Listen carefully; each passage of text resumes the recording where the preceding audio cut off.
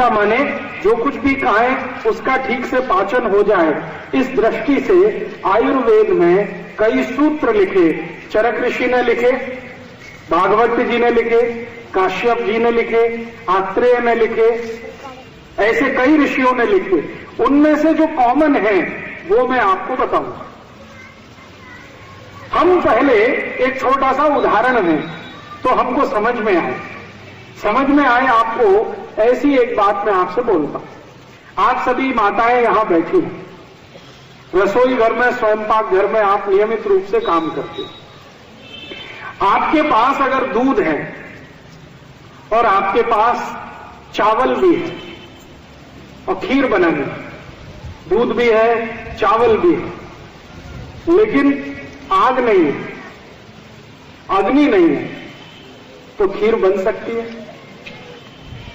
नहीं बन सकती। इसी तरीके से आपके पास पानी बहुत अच्छा है, चावल भी बहुत अच्छा है, अग्नि नहीं है, भात पकेगा नहीं।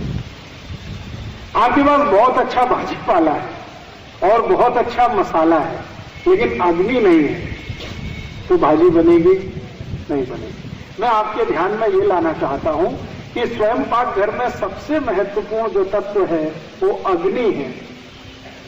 अगर स्वयंपाक घर में अग्नि नहीं है, बाकी सब कुछ है, तो स्वयंपाक घर किसी काम का नहीं है, कुछ भी आप नहीं बना सकते। आप इस बात को अगर ठीक से समझ लें कि स्वयंपाक घर में कुछ भी खाना बनाना हो, भोजन पकाना हो, तो अग्नि सबसे आवश्यक तत्व है। अगर ये बात आपको समझ में आती है तो आपके शरीर के लिए भी बात बहुत आसान से समझ में आएगी कि जो अग्नि स्वयंपाक घर के लिए सबसे महत्वपूर्ण है, वही अग्नि आपके पोट के लिए भी सबसे महत्वपूर्ण है। अगर आपके पोट में अग्नि नहीं है तो आप कुछ भी खाइए, कभी भी नहीं पचेगा। स्वयंपाक घर में अग्नि नहीं है तो कुछ भी लाइए, कभी भी भोजन नहीं बनेगा। तो जैसे स्वयंपाक घर की अग्नि महत्वपूर्ण है, ऐसे ही पोट की अग्नि महत्वपूर्ण है। अगर आपके पोट में बराबर अग्नि है तो आपको भोजन बहुत अच्छे से पचेगा, और भोजन पचेगा तो मैंने आपसे कहा कि उसी में से मांस, मज्जा, रक्त, वीर, मल, मूत्र और उसके जो सूक्ष्म पोषक तत्व तो सब उसी में से बनेगा। अब जो शरीर के काम का है वो शरीर में रह जाएगा और जो बेकार है वो शरीर से निकल जाएगा। आपके शरीर के जो काम का नहीं है वो मल है और मूत्र है, तो वो मल और मूत्र तो निकल जाएगा, बाकी जो कुछ है वो शरीर के काम का है तो शरीर में रह जाएगा। अब आप ध्यान दीजिए इस बात पर कि हमारे शरीर में पेट स्थान, मध्य स्थान सबसे महत्वपूर्ण, और इस मध्य स्थान में वो स्थान जहां भोजन पचता है वो और भी ज्यादा महत्वपूर्ण, और जहां भोजन पचता है उसमें अग्नि अगर है तब तो सबसे ज्यादा महत्वपूर्ण। जैसे आप दूध में चावल मिलाकर अग्नि पर रखते हैं और थोड़ी देर में खीर तैयार हो जाती है, ऐसे ही पोट में अग्नि के उपस्थित होते ही कुछ भी भोजन आगे बढ़ने के लिए, पाचन के लिए चला जाता है। आप कुछ भी खाइए, अग्नि उसको आगे के रूप में लेके जाएगी। पहले क्या होता है, आप कुछ भी खाते हैं तो वो सब कुछ पेस्ट में बदलता है। पेस्ट का तरीका आपने देखा है, पेस्ट माने ना तो सॉलिड है और ना तो लिक्विड है, ना तो द्रव रूप है ना तो ठोस रूप है, द्रव और ठोस के बीच की अवस्था है जिसको हम पेस्ट कहते हैं। हमने कुछ भी खाया तो वो पहले पेस्ट में बदलता है और पेस्ट थोड़ी देर के बाद रस में बदलता है, और रस के आगे की जो स्थिति है फिर वो सब है जो मैं आपको बार बार कह रहा हूं, मांस, मज्जा, रक्त, वीर, मल, मूत्र, ये सब उसी के आगे आगे निकलता है। तो आपने कुछ खाया है वो आपके पेट में जाए, ठीक रूप से पचे और पचने के बाद उसमें से मांस, मज्जा, रक्त, वीर, मलमूत्र सम्यक मात्रा में बने, माने जितनी जरूरत है उतनी मात्रा में बने, तो जीवन पर्यंत आप बिना किसी रोग के निरोगी रहते हुए अपने जीवन को बिताएंगे। आयुष्य आपका बहुत अच्छा होगा। ये सूत्र है। अब इस सूत्र के लिए भागवत ऋषि ने सबसे ज्यादा मेहनत करके खोज किया है।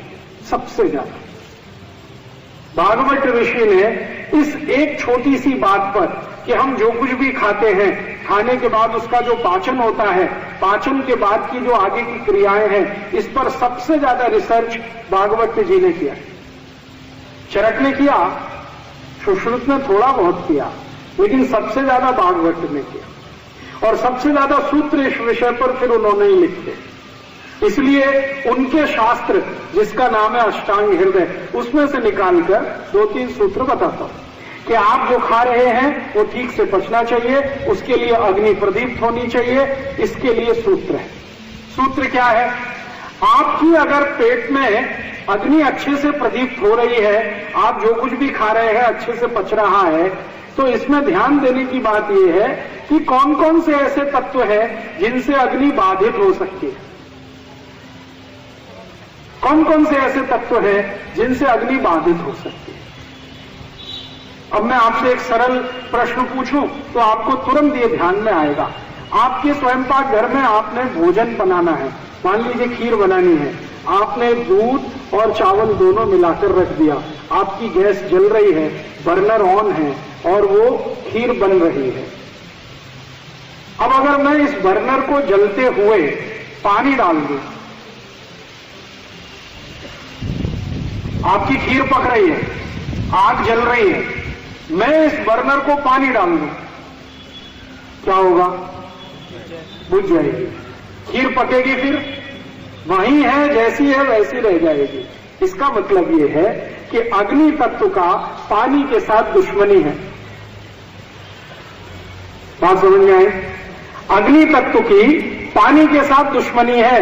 अगर अग्नि के ऊपर पानी छोड़ेंगे तो अग्नि शांत हो जाएगी, अग्नि शांत हो जाएगी तो खीर नहीं बनेगी, खीर नहीं बनेगी तो चावल और दूध दोनों खाने लायक नहीं रहेगा। खीर बने तो चावल और दूध खाने के योग्य होगा, खीर बनेगी ही नहीं तो चावल भी खाने लायक नहीं, दूध भी पीने लायक नहीं। इसका महत्व का बात जो समझने का है वो ये कि अग्नि तत्व के ऊपर पानी ना आ जाए, इसका ध्यान हम रखते हैं कि नहीं स्वयंपाक घर में? अगर ये ध्यान आप रोज रखते हैं तो पोट में क्यों नहीं रखते इसका ध्यान? आप बोलेंगे जी हम क्या गलत करते हैं पोट में? आप गलत ये करते हैं कि आपने भोजन किया, भोजन करने के बाद उसको पाचन होना है, पाचन होने के लिए अग्नि प्रदीप्त होगी। जैसे ही आपने भोजन किया फिर गट गट गट गट लोटे पे लोटा पानी पीना शुरू कर दिया। अब क्या होगा? अग्नि बुझेगी, क्योंकि पानी और अग्नि की दुश्मनी है। अब लोटे पे लोटा पानी पीते जाएंगे तो अग्नि तो बुझ गई, अब भोजन कैसे पचेगा? स्वयंपाक घर में भोजन कैसे बनेगा? अगर अग्नि बुझ गई, पानी डाल दिया तो वहां जो स्थिति है वो ही पेट में हो जाएगी। और अगर भोजन नहीं पचेगा तो फिर क्या करेगा? सड़ेगा। और सड़ा हुआ भोजन भागवत ऋषि के अनुसार 103 रोग पैदा करेगा। एक नहीं, 103। मतलब सीधी सी बात यह है कि जो लोग भोजन के बाद गट गट लोटे पे लोटा पानी पिएंगे उनको जिंदगी में 103 रोग जरूर आएंगे।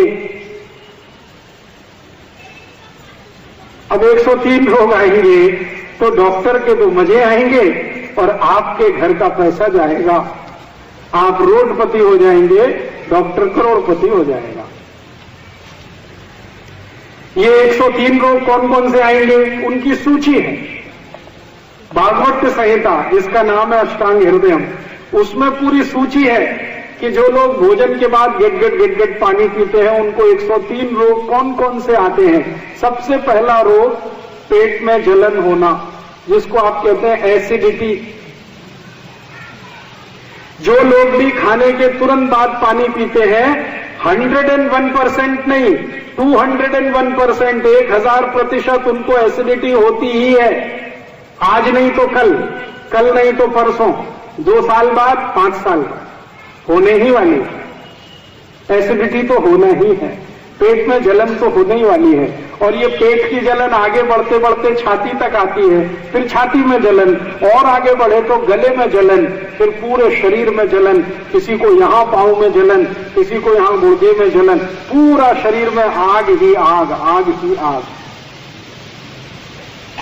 और ये अगर आग फैल गई तो पित्त बिगड़ता है, और पित्त बिगड़े तो शरीर भी बिगड़ता है, और शरीर बिगड़े तो जिंदगी बिगड़ती है।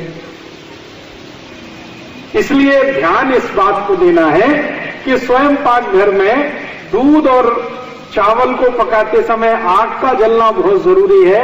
ऐसे ही हमारे शरीर में खाना खाने के बाद आग का जलना बहुत जरूरी है, ताकि भोजन ठीक से पके। इसके लिए पानी का और आग का मेल नहीं है, तो मतलब सीधा सा ये है कि खाना खाने के बाद पानी मत पियो।